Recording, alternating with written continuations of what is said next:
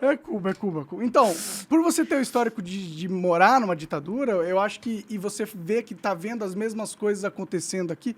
E você fala bastante da Venezuela também. E eu acho que você traz uma perspectiva que é única pro cenário brasileiro, por ter tido a experiência de morar num país Sim. autoritário. E eu acho que isso bate com as pessoas, entendeu? Elas têm mais credibilidade a coisa que você fala, porque você é uma pessoa com experiência nisso. E a verdade é que a gente tá numa situação muito desesperadora, assim, pra ser sincero. E você teve muita coragem em não... Você sabia que o ciclo tava fechando. Por que você continuou batendo na tecla, assim? Pra ser sincero, eu não esperava que chegasse no ponto que chegou. Entendi. E eu não cheguei onde eu cheguei se eu não tivesse superado o medo e seguido os meus instintos. Eu sou uma pessoa que vai muito pelo que sente no momento. Antigamente era mais pela juventude. Hoje eu aprendi a ouvir mais a minha voz interior mesmo, não ser impulsiva, mas seguir o que eu penso. Sentar e pensar, opa, será que é certo, será que não? Minha intuição tá falando para seguir isso aqui, e eu sigo a minha intuição. A minha intuição falava para eu continuar. Por quê? Eu era uma grande voz na mídia. Eu representava o público da direita. Representa ainda, né? Milhões. Sim, mas eu tinha um espaço na TV. Sim.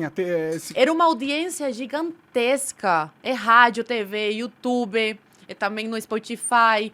Então, abrangia um público gigantesco. E foi isso que começou a incomodar. E aí eu falei, meu Deus e o Tutinha me deram essa oportunidade de estar aqui hoje e graças ao meu público, porque o público que me dá engajamento, e isso atrai o Tutinha, que é o dono da empresa. Você dá view. Exatamente, eu dou views, Sim. então as pessoas me querem perto. Sim. Então eu falei assim, eu não posso decepcionar essas pessoas. Porque tá se cercando o cerco, muitas pessoas estão perdendo a sua voz, outras ficaram com medo, e você vê que o discurso mudou. E eu falei assim, eu não posso decepcionar. Eu penso mais nos outros do que em mim mesma. E eu falei, eu vou continuar. E outra coisa, eu não saí de Cuba para sofrer uma ditadura aqui. Eu sempre coloquei isso na minha cabeça e eu falei ao vivo isso uma vez. Tá para nascer a pessoa que vai me fazer calar a boca. E o asqueroso esquerdista que participava do programa na época falou assim, o cara lá vai calar a tua boca sim. Falou assim, isso ao vivo. Falou isso pra mim ao vivo. Como que pode defender esse autoritarismo, né? Ainda não, bateu palma. Se vangloriar. Ele vai calar você, como vai calar a mim, como já calou nos dois. E vai calar quem concorda com ele também, vai calar todo mundo. Eu acho que quem concorda com ele não, só quando discordar, assim. Não, em Cuba, as pessoas que apoiaram a ditadura receberam ingratidão por parte do Fidel. Eles foram perseguidos? Até quem apoiou? O dono da maior revista de Cuba da época, Boêmia, ele apoiou o Fidel, imputou crimes pro Batista, para as pessoas pararem de apoiar o Batista, inventou várias coisas assim. Ele deixou uma carta antes de se suicidar. Ele se suicidou na Venezuela, porque ele fugiu para Venezuela depois que o Fidel tomou poder. Por quê? Como o Fidel agradeceu, um dia depois, ele chegou lá no jornal, na revista, e pegou para ele. Entendi, Exatamente, tomou a revista Boêmia, do dono, que o dono apoiou ele. Ele apoiou um comunista, né? Que ele queria. Comunista não tem lealdade. Sim. Comunista não conhece essa palavra. Lealdade, fidelidade, eles não conhecem. Eles são ingratos, eles só pensam nele e no poder que eles podem conseguir. Sim. Então, você que apoia esse homem aí que tá fazendo essas loucuras, você que apoia o Lula e esses aí que gostam de socialismo, não se espante no dia que chegar em você também essa censura, porque vai chegar, Monark. Uma hora chega. O Xandão já até tinha pedido para quebrar o sigilo de fontes da mídia, né? Sim. Já ameaçou ele de multa, só que ele voltou atrás, porque ele tem um certo... Ele tem que agradar a grande mídia, que é, inclusive, ela que transforma o ambiente público-político favoravelmente a ele, né? Eles endossam essas medidas e apoiam. Eles batem palma, e eles ajudam, comemoram. Né? Sim. Eles comemoraram a censura que a Jovem Pan sofreu. Na eleição, vários comentaristas foram afastados, dentre eles eu. Sim. Eu fiquei 2 semanas fora do ar, por incumprir aí leis eleitorais. Mentira, eu só falava a verdade e chamaram o Lula do que ele é. Sim, eu vou evitar problema aqui. Mas uma pessoa que vai pra prisão e cumpre pena, tem uma palavra que você chama... O Lula é um bandido. Não, condenado. É um bandido também. Então. É um condenado, um Mas bandido. por eu chamar dessa segunda palavra, foi um dos motivos do que levaram ao meu afastamento. Sim, porque eles proibiram que esse No tipo momento mais importante da eleição, eu fui afastada. Porque foram nas últimas semanas. Pode crer. Propositalmente. E a mídia tradicional bateu palma pra isso. Defendeu. Defendeu a censura. Ao invés de defender o seu colega. Porque Sim. eles são concorrentes, né? Um quer mais audiência e tal. Mas na hora do problema, você tem que se unir. Pode crer. Porque uma hora você será prejudicado também. Os ministros do Supremo, você acha que todos concordam com o que o homem lá tá fazendo? Desculpa, é que eu realmente tenho uns traumas Entendi. e aí eu evito falar nomes. Tá Até certo. nos Estados Unidos, que eu dei entrevista, eu evitei falar o nome dele. Pode crer. Você acha que todos concordam com esse homem? Olha, todos estão do lado dele agora, né? Então, por quê? Porque um vai protegendo o outro, porque uma hora eles vão precisar.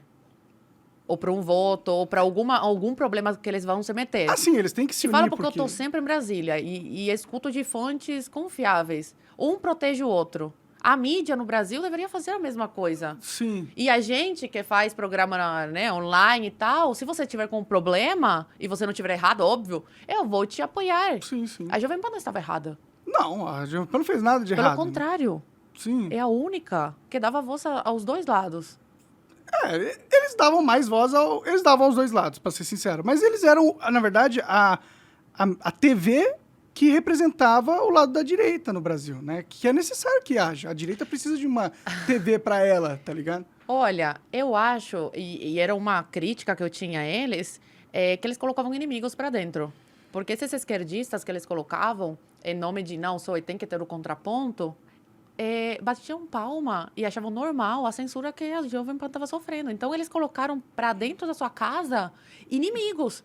Esses esquerdistas, eles normalizavam o que estava acontecendo. Sim. Os meus colegas esquerdistas acharam normal o meu afastamento. Acho até hoje, né? Eles Acham normalizam até hoje. Sim, sim. Mas não, eles se preocupavam mais em dar voz aos dois lados. Se não tinham mais esquerdistas lá dentro, é porque são poucos os que queriam entrar. Pode crer. Tá?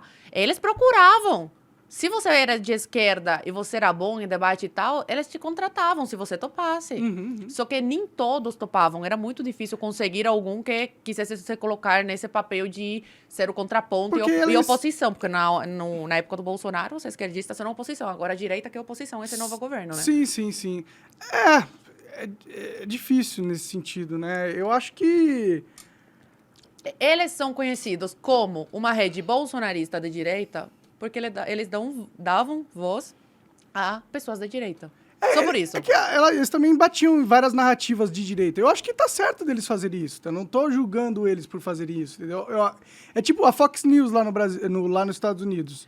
É uma emissora normal, igual todas as outras. Jornalismo sempre vai ter lado. Sim, no final das contas tem, né? No final você tem que ter uma perspectiva, um editorial, né? O problema é que, hoje em dia, o jornalismo não só tem lado, como ele também tem...